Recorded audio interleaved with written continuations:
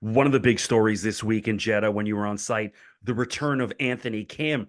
Did you get to be around him any? Get an up close look, and what was the vibe like just with him on site all week? Yeah, so one of the very first things that happened to me was introduced to Anthony Kim. Like literally, I was walking along, he came, he was talking to someone who, and I was talking to someone else. He walked over, and I got introduced to him. I spent 12 to 15 seconds with him. That's it. He seems like a thoroughly nice guy.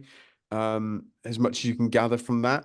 What I would say is it's very obvious there were some nerves around from everyone in the organization. Like obviously there's a lot of expectation, but I think the nerves were as much around making sure he felt comfortable.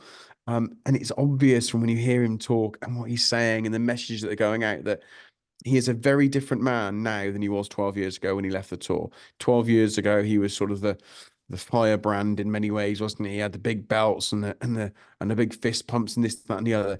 He's a very much now a sort of demure, sort of more withdrawn sort of individual. And he's all about the family, and his wife and his daughter are there with him. And his life is very much centered around that family now, and it seems to be he's a completely different character and individual, and was just very nice to everyone.